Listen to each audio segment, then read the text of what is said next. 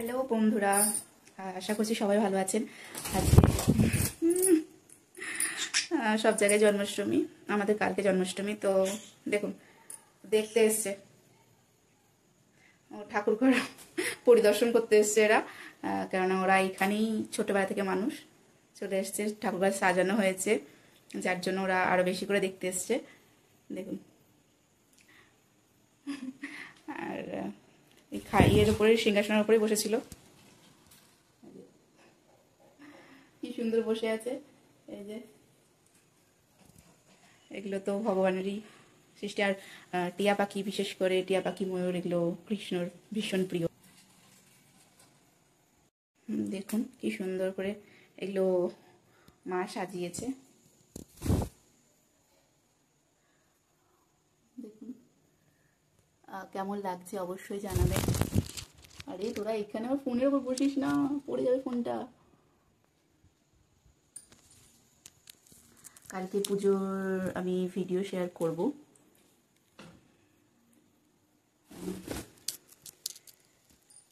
আমাদের বৈষ্ণব মতে কালকে পুজো আমাদের। তো আমাদের এখানে সবাই আজকে করে, যেহেতু আমাদের বৈষ্ণব মতে হয় তাই কালকে হবে। দেখুন, এতে কোনো কাজ নেই, শুধু কামড়াবে। এই দেখুন ফোনের ওপর উঠে বসলো। দেখুন সিংহাসনের ভেতরে তলায় গিয়ে কি করছে, কুটুর কুটুর। অবশ্যই আপনারা জানাবেন আমাদের কৃষ্ণ, রাধা, আমাদের গিরিধারী, এদের সবাইকে কেমন দেখাচ্ছে। এটা বেসিক্যালি আজকের লুক, কালকের লুকটা পুরো চেঞ্জ হয়ে যাবে।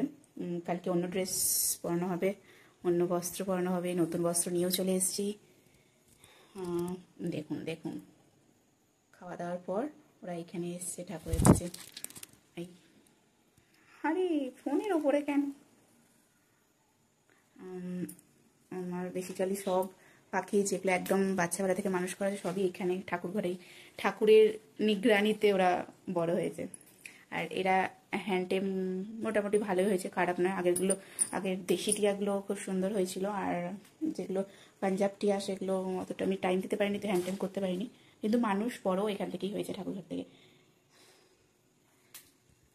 দেখুন কি সুন্দর বসে আছে। এদের একটার নাম হচ্ছে টিটু আর একটার নাম হচ্ছে টিটি। এদের ডিএনএ টেস্ট করাবো কিছুদিন পর। যার কাছ থেকে নিয়েছি তাদের কাছ থেকে, মানে তাকে কল করে চেনে তারপর যাব।